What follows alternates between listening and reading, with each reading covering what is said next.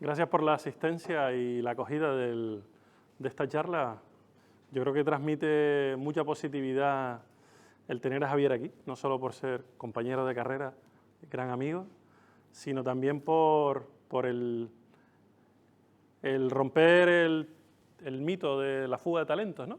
Y que realmente Canarias exporta conocimiento y que realmente pues Javier entre dos tierras pues es capaz y ha sido capaz de siempre vender Canarias donde está. Entonces, me puedo resumir la experiencia profesional de Javier muy brevemente en decir que ha pasado por empresas líderes del sector en la parte de tecnología de membranas, gran experto en ultrafiltración, ósmosis inversa.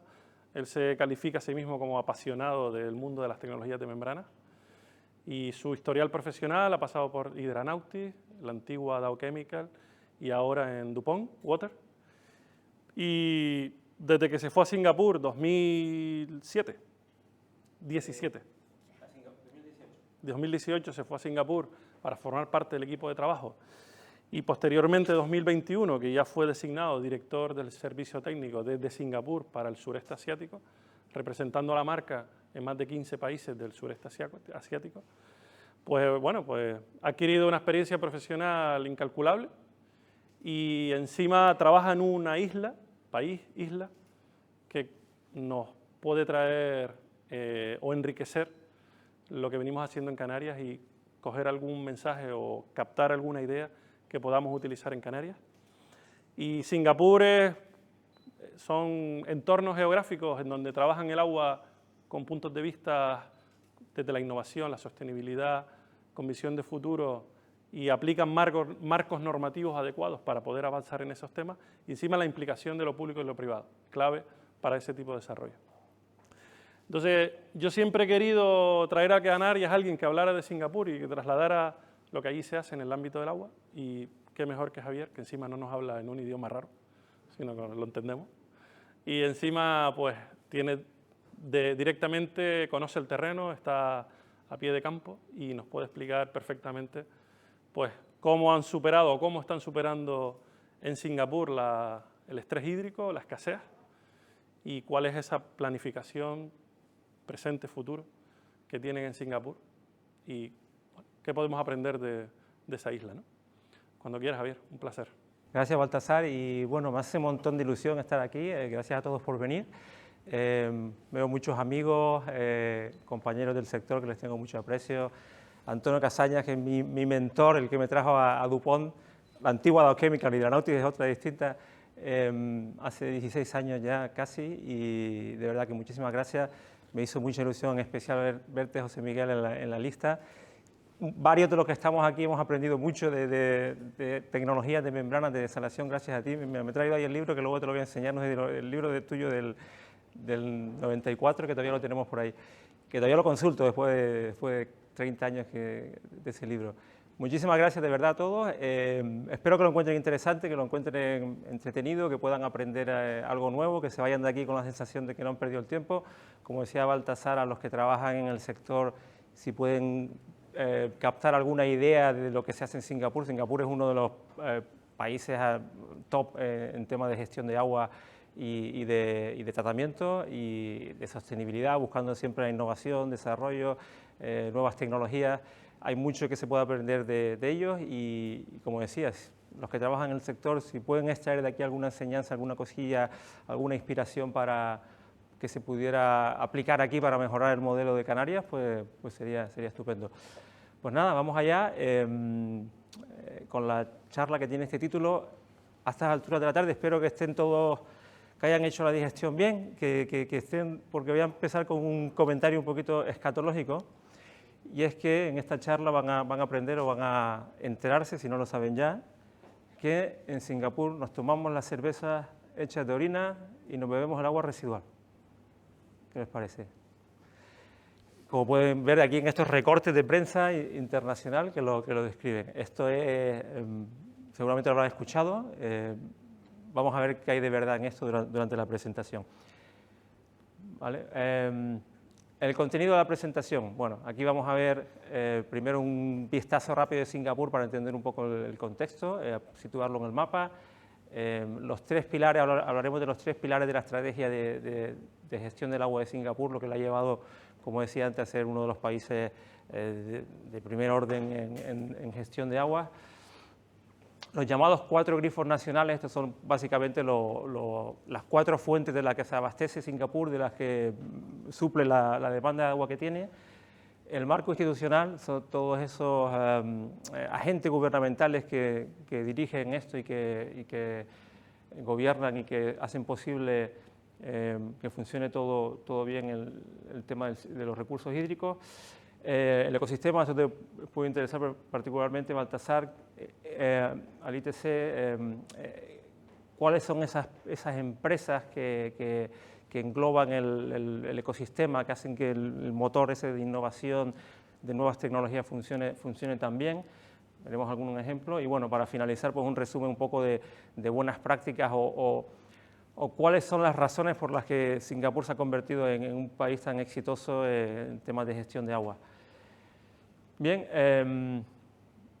de nuevo, por situar un poco, Singapur es un país pequeñito, es una isla-estado, situado entre Malasia y Indonesia, en el sureste asiático. Es un país relativamente joven, cumplimos ahora 60 años, ya me veo identificado allí.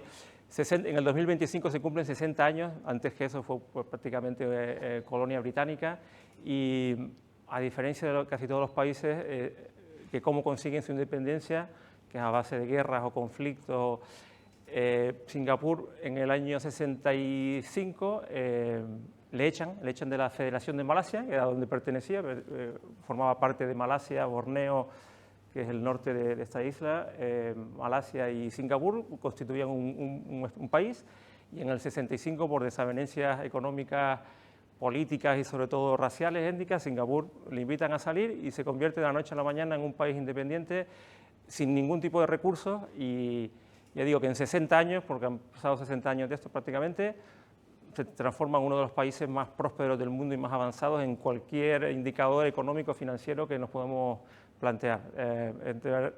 Realmente extraordinario, todo bajo el liderazgo de Lee Kuan Yew, que es el primer ministro fundador del país, que lo tienen venerado en Singapur.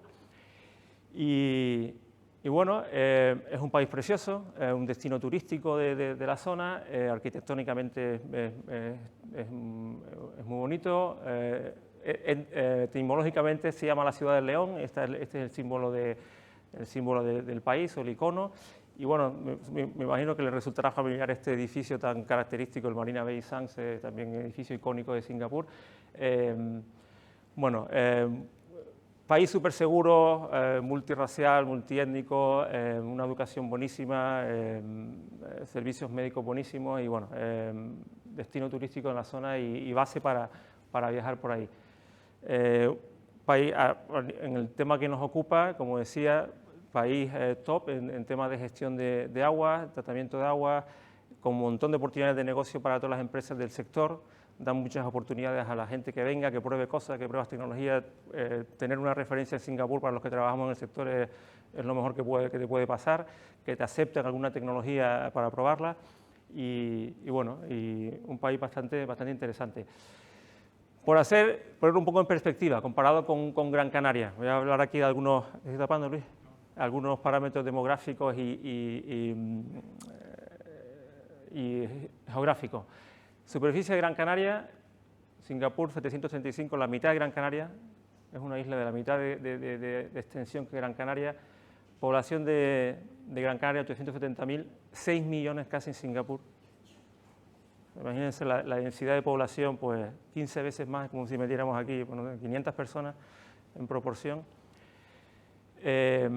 Precipitación, 300 milímetros, esto es equivalente a litros metros cuadrados, 300, Singapur 2.400, o sea, la media mundial es 1.000, Singapur 2.400. Llueve cada día, lluvias torrenciales, como si no hubiera un mañana, cada día tenemos una apocalipsis ahí de lluvia, es impresionante la cantidad de agua que cae, y bueno, y la demanda de agua comparado con Gran Canaria, 425.000, gracias por el dato, Baltasar, y 2 millones de metros cúbicos al día en Singapur.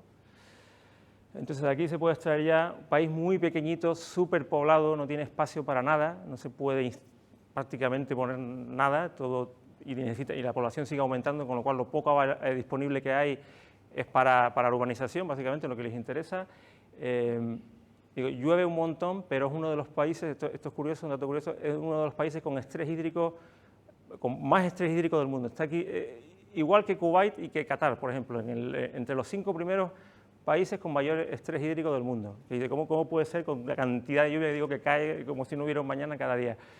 Precisamente por lo pequeño que es, porque está superpoblado y porque no hay un hueco para acumular ese agua. Cae mucha agua, pero prácticamente pues todo acaba en el mar, no hay espacio. Esto es uno de los desafíos a los que se enfrenta, porque si fuera por el agua que cae, tendría cubierta la demanda, el doble de lo que necesita al día es lo que cae diariamente de agua del cielo, pero no tienen dónde meterla, básicamente. Tienen que pues, buscar otra forma para satisfacer esa demanda. Entonces, ¿cuáles son las 3 estrategias de Singapur? ¿Qué es lo que han hecho para poder contrarrestar ese estrés hídrico que tienen? Primero, tienen este lema, recoger cada gota de agua, cada gota cuenta, intentar recoger cada gota que caiga, de alguna manera. La segunda es reutilizar el agua una y otra vez. Ya veremos que es uno de los países que tienen este enfoque de reutilizar agua pues, más avanzado. Y el tercero, más familiar, para los que estamos aquí, pues desalar o desalinizar, aunque más claro con el término español, más agua de mar. ¿Vale? Estos son los 3 pilares, las 3 estrategias que siguen. Los 4 grifos nacionales, esto le llaman así, ¿no? Son, como decía, las 4 fuentes de las que se suple agua en Singapur, ¿no? Ahora lanzo un poco esto, pero luego elaboraré cada uno de ellos. Captación es el primero, esto como he dicho, agua de lluvia, lo que puedan captar hasta 200.000 metros cúbicos día, que cubre un 10% de la demanda, bastante poco, es lo que cogen de la lluvia. Agua importada, de momento el agua importada, lo que hablamos antes, José Luis, es la fuente principal, hasta 50% de la demanda viene de agua importada de Malasia, ahora explicaré. Luego está el Newater, esto es una marca registrada, Newater es básicamente reuso, agua residual, industrial y doméstica, tratada y llevada a muy alta calidad. Hasta 40% de demanda. Y luego, finalmente, la desalación de agua de mar, hasta el 25%. Entonces, este es el objetivo de Singapur en el año 2060, y luego entenderán por qué 2060, será 55% Newater y 30% desalación. O sea, la idea es que para 2060 prácticamente estas dos cubran la mayor parte de la demanda. ¿Por qué? Porque ahora mismo estas dos, captación y agua importada, no son fuentes sostenibles a largo plazo o no son fuentes fiables. La captación, bueno, primero que no sabemos si va a llover más o menos en el futuro, esto dependerá del cambio climático, pero sobre todo está limitado. Este 10% es lo que hay, es el volumen que se puede coger a día de hoy.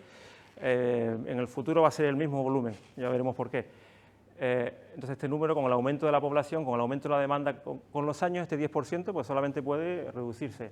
El agua importada, pues dependemos de nuestro vecino, de Malasia, que nos envía este agua, pero también la continuidad de esto pues dependerá de la buena voluntad de Malasia, que como veremos después, pues no es buena.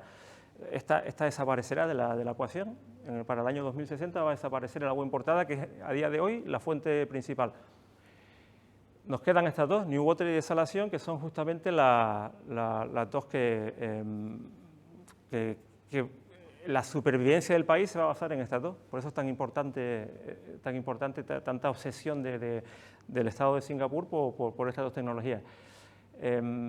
Si se fijan, el coste, para que se haga una idea del coste, el problema de estas dos, que va a ser el futuro de Singapur, es que el coste es mucho mayor que el agua de captación y el agua importada. Aquí tienen un desafío importante. Singapur tampoco tiene ningún tipo de energía, toda la energía viene de fuera. No tiene Malasia y Indonesia tienen mucho petróleo, pero Singapur no tiene nada, todo es importado. No tiene energía renovable, que podemos hablar después, tampoco, con lo cual todo viene de fuera. Por lo tanto, también siempre están intentando buscar formas de reducir la energía con nuevas tecnologías que vayan saliendo porque esto claro que la desalación es una tecnología bastante costosa comparada con las otras. Por hacer un poco de nuevo la comparación con Gran Canaria, claro, si comparamos Gran Canaria, el agua subterránea y el agua superficial que tenemos, la demanda está en torno al 40%. Entonces, un dato que vi del Cabildo hace poco. Superficial y subterránea conjunta llega a un 40%, más o menos. El reuso es muy poquito, bueno, agua importada no hay, reuso muy poquito, menos de un 8%, fíjense la diferencia, aquí es lo que hace Singapur especial. Y bueno, aquí en este caso la desalación, la demanda se cubre más de un 50% de la demanda es con desalación. Cuando hablamos de demanda es demanda doméstica y demanda industrial y demanda agraria, agricultura, que en Singapur hay cero, no hay nada de agricultura, en Singapur hablamos de doméstico e industrial nada más, no hay nada de agricultura. Pero bueno, ya digo, importante la demanda, bueno aquí lo pongo, 45% doméstico a día de hoy y 55% no doméstico. En el año 2060 esto se espera que sea 30% doméstico y 70% el industrial, ¿no? Entonces, bueno, empezamos con la captación. Hay 17 embalses en Singapur, ahí ven la gráfica de la lluvia otra vez, 17 embalses que se han construido artificialmente del siglo pasado. Y como decía antes, es lo que hay, no hay espacio para más. Estos son los embalses que hay, el agua que se capta pues va a esos embalses y ya no hay mejora, ¿no? Posibilidad de mejora. El volumen este es el que hay. Estos embalses, pues no se piensen que son estanques, son muy bonitos paisajísticamente, son sitios de recreo donde la gente la familia va a pasear, a hacer excursiones los fines de semana, se practican deportes acuáticos, el Dragon Boat, que es muy típico allí, y bueno, son bastante agradables de estar. Este es el Marina Bay Sands, se fijan, voy a nombrar esto porque luego lo comentaré, es un dato importante. Esto todo es una masa de agua dulce, de agua captada de lluvia. Esto ya es el agua de mar. Aquí hay una barrera y luego comentaré por qué esto es curioso. Pero bueno, este es el embalse más grande de Singapur, es este que rodea el Marina Bay, el edificio este icónico que ven ahí. ¿Vale? Entonces, el dato aquí curioso, esta zona que ven sombreada de color azul es la extensión de Singapur que se utiliza para captar agua. Así, a día de hoy, 2/3 del país, 2/3, bueno, 70%, se utiliza, o sea, dicho de otra manera, el agua que cae en 2/3 del país se capta, se recoge. No se capta, o sea, se recoge y se canaliza, pero como decía antes, se capta lo que se puede en los embalses. Pero es curioso que, o sea, el objetivo de Singapur es llegar al 90%, si se acuerdan de la primera estrategia, el primer pilar, captar todo lo posible. O sea, el objetivo de Singapur es que el 90% de su extensión se utilice para captar agua. Y aquí ven, algunas de estas fotos las hice antes de venir, o sea, dentro del paisaje urbanístico hay muchos elementos, acequias, canales, bueno, pues que están para eso, ¿no? Para recoger la mayor cantidad de agua que se pueda cuando llueve. Y se arman unas tremendas. Aquí ven el canal este, que a veces incluso se sobrepasa. Esto está relacionado de nuevo con la primera estrategia, captar la mayor cantidad posible de agua. Pero no solo eso, una cosa que llama mucho la atención cuando vas a Singapur son muchos edificios que se utilizan también para captar agua, muy verdes, con jardines en los balcones, en los tejados. Estos también son sistemas para captar agua de lluvia. Y hacerlo más sostenible. Este agua luego va normalmente a unas cisternas subterráneas que se utilizan para regar otra vez estas plantas o jardines interiores.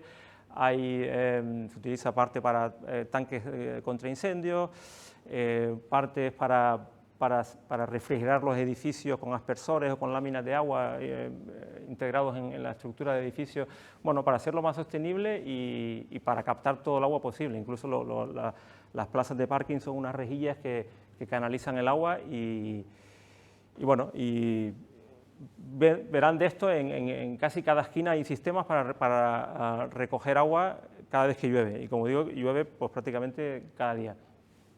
Entonces esto es la captación. Siguiente grifo que le llaman, el agua importada. Como decía, esta es la principal fuente de agua a día de hoy, el agua importada de Malasia, 1 millón de metros cúbicos al día más o menos.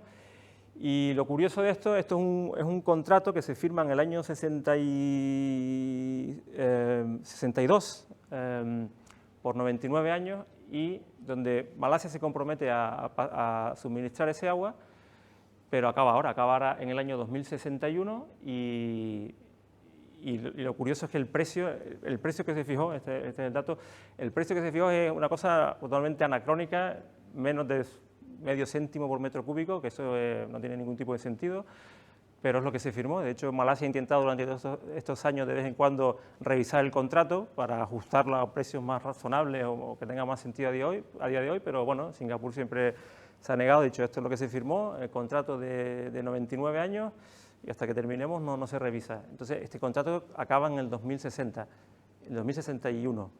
Por eso quieren llegar en el 2060 con New Water y la desalación que cubra la demanda. Claro, entonces esta fuente posiblemente desaparezca. Cuando llegue el 2061, pues Malasia vendrá con otros precios que ya no serán competitivos y esta fuente, que es la principal ahora, pues va a desaparecer. Por eso son las prisas de Singapur de rápidamente pues tener otro tipo de fuentes, ¿no? Bueno, esto como curiosidad, esto es Malasia, he visto este Singapur, lo separa simplemente un puente de 1 kilómetro. Aquí ven las 3 tuberías que vienen de este río, el río Johor, una tubería de agua tratada, ya Singapur se encarga de tratarlo, eso es una de las partes del contrato. Singapur es responsable de tratar el agua en origen, parte del agua, y viene agua tratada en una tubería y otras 2 son agua bruta directamente del río, que se van a los embalses. El agua tratada obviamente va a distribución doméstica y las otras 2 tuberías se reparten entre los embalses que vimos antes. Este es el agua importada, la más importante a día de hoy, ya digo, pero que tiene fecha de caducidad. Entonces el tercer grifo, New Water, esta es quizá la más interesante o también la más controvertida y la más arriesgada a nivel social, no técnico, como veremos, pero sí a nivel social. Es agua residual, doméstica e industrial, que se trata con tecnologías avanzadas hasta una calidad muy buena y se utiliza principalmente para industria, pero el excedente, o cuando hay sequía o cuando hay, por ejemplo, en el año 2017-2019 tuvimos unos episodios de contaminación del río que acabamos de ver, ese agua se va a los embalses, o sea que técnicamente es un agua residual, tratada, que se utiliza para uso potable, es lo que se llama uso indirecto. Potable indirecto no va directamente a tubería, va a esos embalses, de esos embalses luego hay un tratamiento muy básico y luego se distribuye. Es uno de los pocos países del mundo que hace esto, utilizar agua residual como fuente de agua potable, y es lo que le diferencia de su seña de identidad o la piedra angular de esta estrategia que sigue.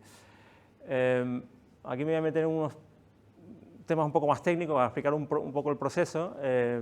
Bueno, muchos de los que están aquí ya son más expertos que yo, pero he traído aquí unas membranas para explicarlo. O sea, básicamente, New Water, cuando hablo de tecnología avanzada, es ultrafiltración en esto que ven aquí, estas son fibras de ultrafiltración, cada módulo pues tiene miles de fibras de estas,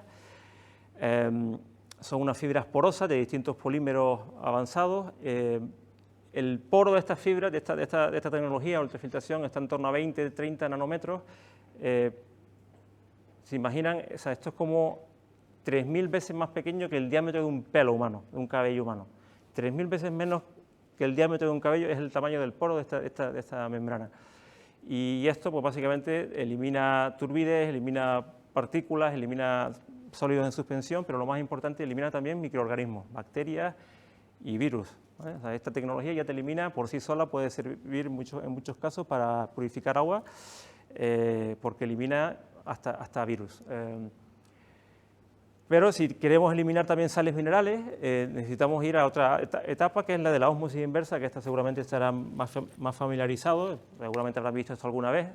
Esto es una membrana de ósmosis de las que se utilizan en los aparatos estos de fregadero. Básicamente la tecnología es la misma, una membrana de ósmosis inversa arrollada en espiral, y con esto sí que ya eliminamos sales minerales, eliminamos metales pesados, eliminamos materia orgánica y mayor parte de la materia orgánica, y ya el agua que sale de aquí pues es un agua de muy buena calidad. Por último, si hubiera algún microorganismo que todavía tuviera la suerte de haber pasado por estas 2 etapas, hay un sistema de ultravioleta al final que básicamente pues destruye cualquier microorganismo que pueda, ya digo, que pueda haber sobrevivido, y también pues destruye materia orgánica. Entonces el agua que sale de aquí es un agua de muy buena calidad, de altísima calidad, y ese es básicamente el esquema del proceso de New Water. No es nada, esta tecnología se utiliza aquí también, aquí la tenemos en Canarias, se utiliza la ultrafiltración y la ósmosis, obviamente, en muchas plantas. Pero bueno, este es el esquema de proceso. Si se fijan, esta es como indicación, la guía de la Organización Mundial de la Salud de agua potable, y estos son los típicos parámetros que tenemos después de este sistema.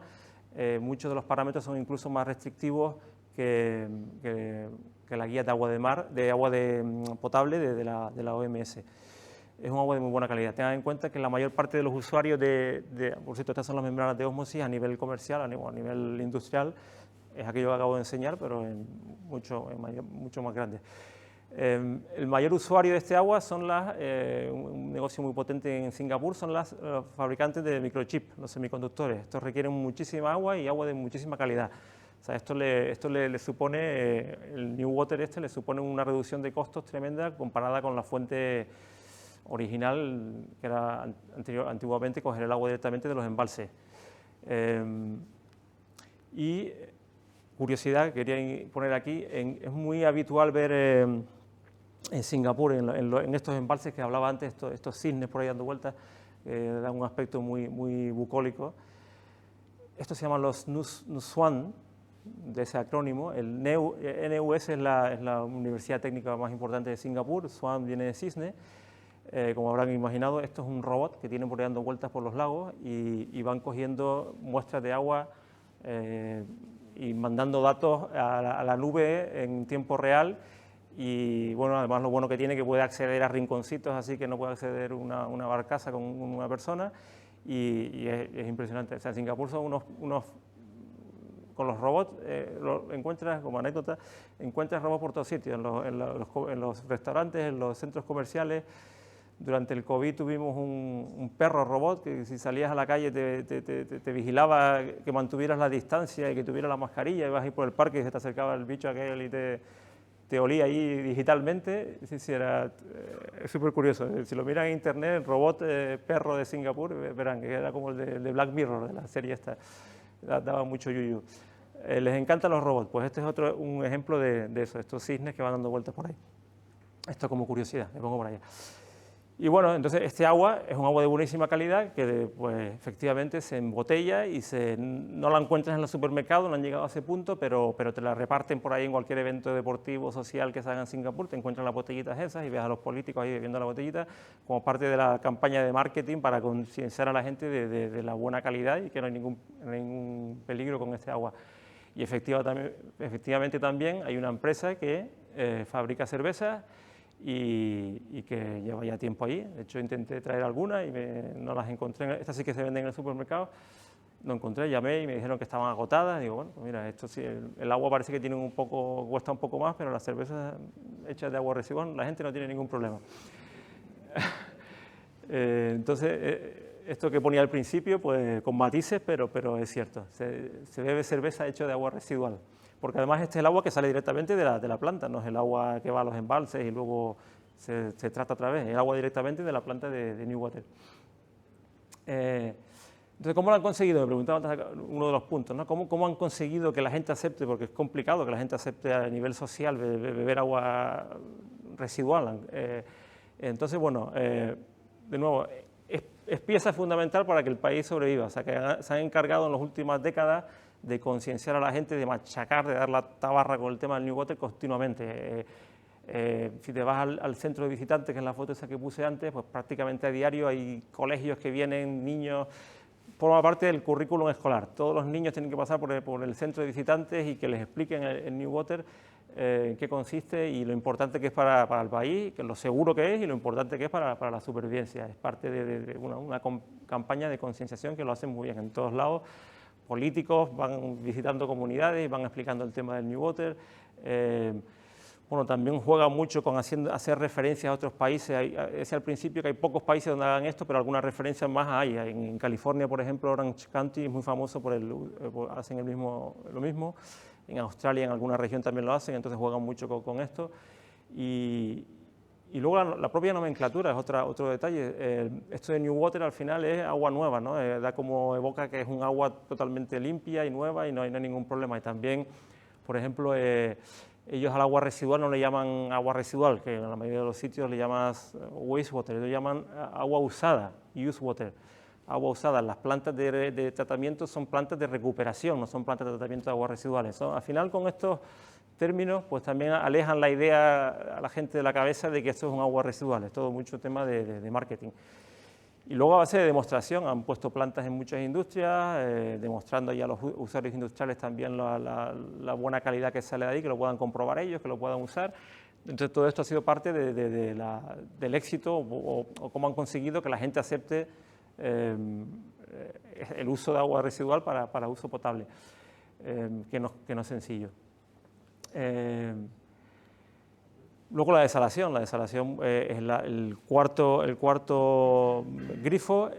Esta es una tecnología que lleva años, en el 50 años casi, a nivel comercial, y bueno, se utiliza mucho aquí. En Canarias, de hecho, ocupa un lugar muy importante en la historia, fue uno de los sitios pioneros que se utilizó la desalación para tratar el agua de mar. De hecho, voy a mostrar una cosa que guardo siempre en mi casa, a ver si lo encuentro, es un artículo del año 97 que habla justamente de lo importante que ha sido Canarias en la historia de la desalación y las primeras plantas a nivel mundial fueron instaladas aquí. Esto es un artículo de octubre del 97 que está firmado por un tal Antonio Casaña, que está aquí sentado, muy joven, no sé si conservas tú una copia de esto. Sí, tengo. Y bueno, esto ya en los años 90 es una tecnología que está bastante establecida y tampoco tiene hay mucha evolución. Como decía al principio, es una tecnología costosa y siempre pues hay evolución para intentar mejorar las membranas o el pretratamiento, el posttratamiento, para intentar reducir la energía, porque es otro de los desafíos que tiene la desalación. Las desaladoras allí prácticamente lo que tienen en común todas de nuevo es ultrafiltración. Hay algunas que tienen, las primeras que se fabricaron tienen filtros de arena o filtros multimedia, pero casi todas ya tienen, las nuevas van todas con ultrafiltración, que es lo que expliqué antes, o están siendo transicionadas a ultrafiltración, las que no son. El sistema de flotación por aire disuelto no todas la tienen, pero bueno, el esquema común es prácticamente ultrafiltración y ósmosis inversa. La ósmosis inversa es lo mismo que expliqué antes, simplemente para agua de mar, como agua con mayor salinidad, pues requiere mucha más presión y la tecnología es la misma, el concepto es el mismo, pero las membranas son, pues, mecánicamente son hechas para aguantar mucha presión, ¿vale? Y el post-tratamiento. Este es el esquema básico de las plantas desaladoras de allí. Hablábamos antes, Baltasar, ultrafiltración, prácticamente en todas. Bueno, como resumen, hay 5 plantas de agua distribuidas por el país. Esta TUAS está en construcción, acabará el año que viene. Esta va a llevar, aquí meto la cuña comercial, va a llevar membranas de DuPont. Y bueno, de momento estas son las 5 que están en operación y estas son las desaladoras. También otras 5 desaladoras. Lo que comentaba antes, esta es la que está en Marina Bay. Esta tiene una curiosidad que está diseñada para tratar agua. ¿Se acuerdan aquello que enseñé del dique que separa el embalse del agua de mar? Esta planta es una planta dual y está diseñada tanto para tratar agua de mar como agua de embalse. Normalmente trata agua de embalse porque es más barata, menor salinidad significa menos presión, menos consumo energético, pero en cualquier momento puede hacer el cambio a agua de mar y está súper interesante. Planta dual. El gobierno está mirando también mucho este tema le llaman plantas de salinidad variable, de cómo diseñar las plantas para que puedan ser capaces de tratar distintas salinidades sin mucho cambio. Y bueno, y estas son las 10 plantas entre las de New Water y las de desalación que tienen. Como resumen del ciclo, entonces, al final, no sé si se verá bien al final, pero bueno, aquí tienen lluvia, de lluvia va a esos 17 embalses, de los embalses se trata con un tratamiento físico-químico muy sencillo y va a uso industrial y doméstico. Este es un lado, este es el lado de la captación, ¿no? El primer grifo, la captación. El agua importada no sale aquí, pero básicamente el agua importada, la tubería que viene de agua tratada iría directamente a línea de alimentación de doméstica, y las dos tuberías que vienen sin tratar pues van a los embalses. Ese es el segundo grifo. El tercero, el New Water, pues el New Water, ese agua industrial y doméstica, lo que hablamos, se trata con las plantas de recuperación de agua, y esa planta de recuperación de agua va a este sistema avanzado de ultrafiltración, ósmosis ultravioleta, y va principalmente a industrias, pero también, este es el tema, va a los embalses que luego ya entran en el circuito de agua potable. ¿Vale? Ese sería, y luego la desalación de agua de mar, que directamente pues, agua tratada va a distribución. Aquí ven el ciclo con las cuatro fuentes. ¿Se sigue más o menos de momento? Baltasar, me pediste que hablara también de del DTSS, que era esto, lo he incluido aquí.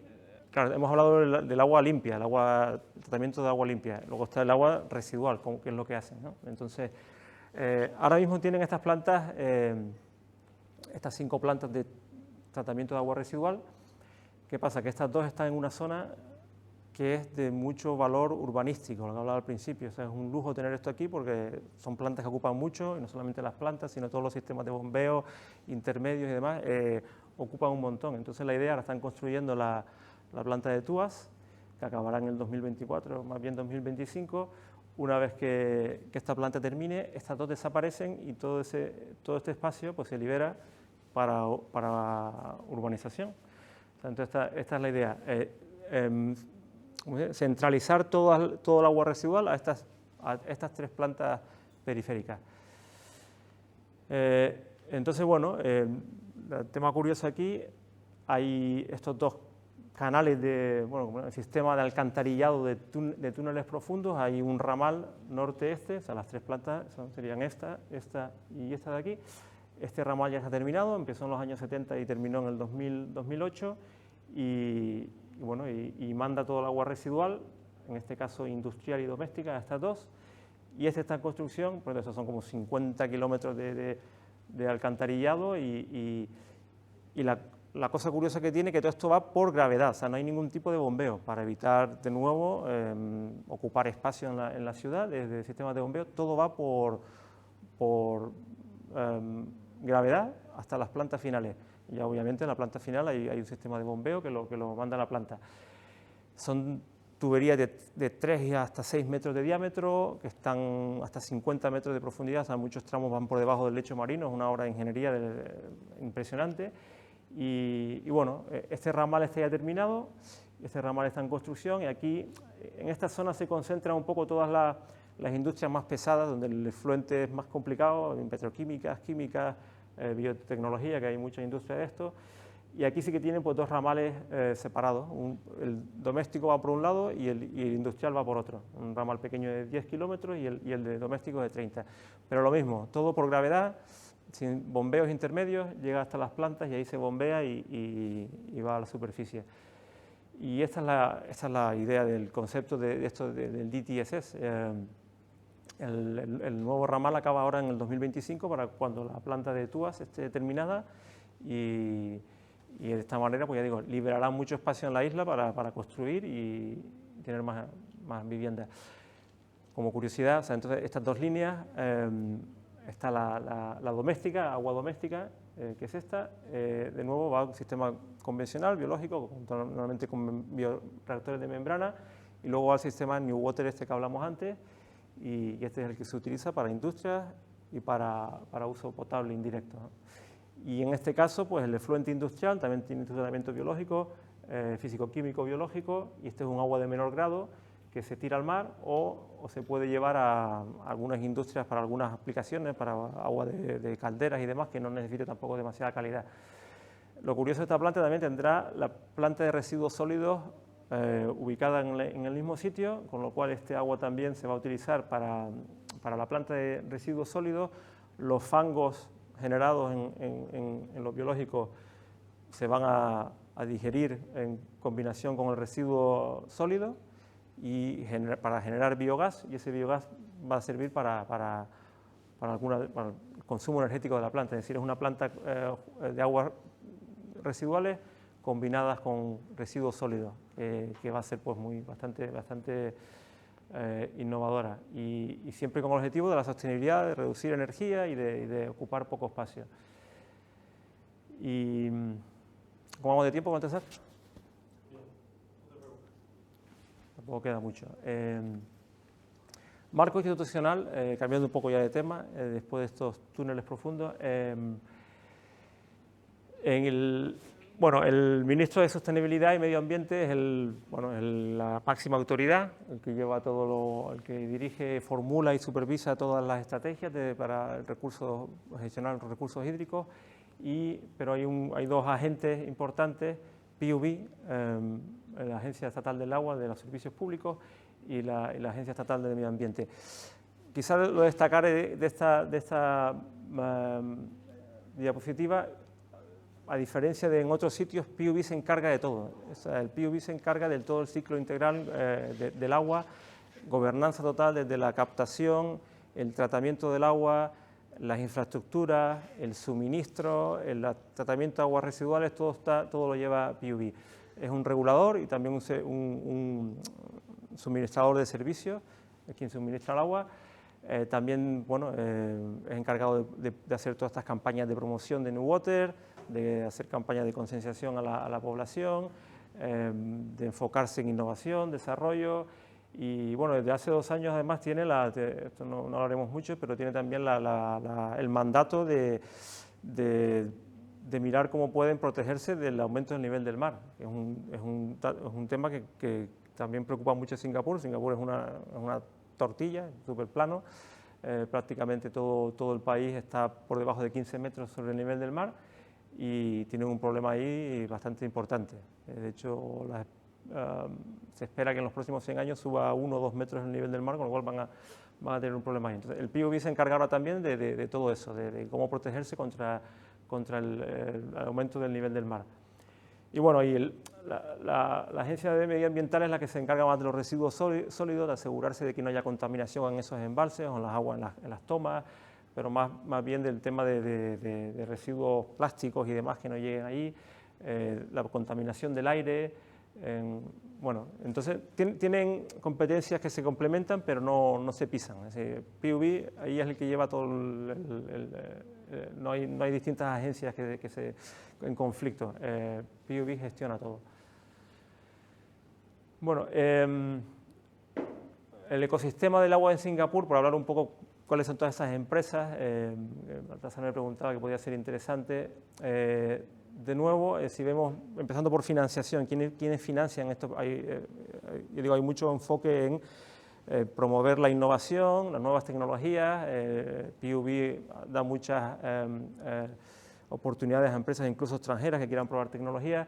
Hay programas de financiación. PUB se encarga en concreto de financiar las plantas pilotos para probar en industrias o a nivel comercial. El NRF se encarga más bien de financiar a nivel prueba de concepto, a nivel de ideación, y el EDB es más bien financia personal, laboratorios, más infraestructura. Estos tres son los que un poco se encargan de la financiación. Ahora por ejemplo, acaban de sacar a la licitación un proyecto de 8 millones el objetivo es reducir el consumo de la desalación, que no lo comenté, pero ahora mismo la desalación consume 3 kilovatios hora metro cúbico, más o menos, entre 3 y 3,5.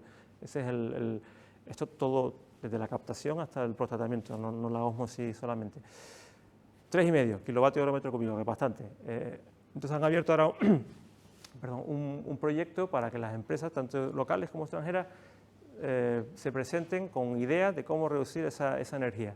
El objetivo es llegar a 2. Es bastante exigente, bastante ambicioso. Y bueno, y ahí estamos colaborando también y hay empresas pues, que cada uno viene con su idea de cómo bajar el consumo de la desalación.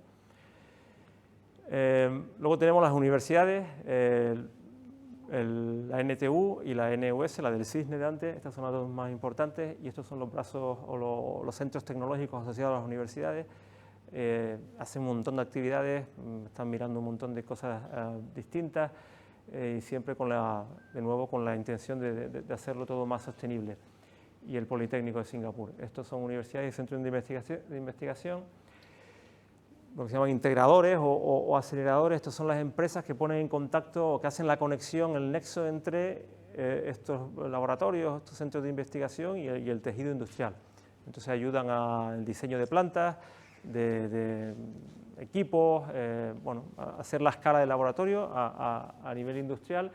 Y bueno, hay un montón, hay el ecosistema de cientos de empresas. Estoy poniendo aquí unos, quizás los más activos, los que ves que hacen más cosas, pero hay muchísimos más.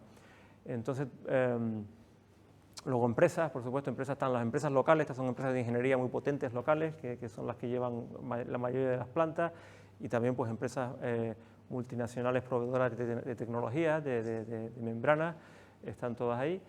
Y por último, también bueno, hay una asociación muy importante, la Asociación de Agua de Singapur, se encarga de hacer cursos de capacitación constantes, eventos, cenas de networking, son bastante activos, prácticamente cada mes hay algún evento, y la idea es pues, cohesionar todas estas empresas, que se junten, que hablen de las nuevas tendencias, de lo que se va haciendo y que ayude a promover un poco las tecnologías. Hay el PUB, se me olvidó comentarlo, colabora con más de 30 países, o sea, ellos también trabajan con otros países, no todo se queda en casa. Se han gastado 800 millones en los últimos años solamente en distintas pruebas, ¿no?, de distintas tecnologías. Y bueno, y es un ecosistema, diría, muy vibrante, ¿no? Cuando te juntas ahí en la asociación, pues ahí te encuentras ahí también consultores, no solamente empresas, hay individuales, ¿no? Expertos que van allí y hablan de distintas cosas. Y luego el Singapore International Water Week, que es el evento, yo diría, de Asia, el más importante, el evento relacionado con la gestión de aguas, que se hace en Singapur cada 2 años y es de los más importantes. Y también es lo comentaré después, pero es una oportunidad para las empresas para ir allí y presentar sus tecnologías e intentar pues, conectar con PUB. Esto es un poco en una diapositiva, el ecosistema, así los actores más importantes. Voy terminando ya. Como resumen final, ¿no? ¿Vamos bien? ¿Cuánto tiempo llevo ya? 44. Ah, perfecto, mira, clavado. Por resumir, ¿cuáles son estas buenas prácticas o lo que ha llevado a Singapur a ser tan exitoso a nivel internacional con el tema de la gestión de agua? De nuevo, los 3 pilares estratégicos: captar todo el agua posible, reutilizar aguas industriales y domésticas residuales, y convertirla en agua de buena calidad, y la desalación. Los 3 pilares, la diversificación, tienen estas 4 fuentes de agua que se complementan, está diversificado y son los 4 grifos nacionales: la captación, el agua importada de Malasia, el agua residual y la desalación.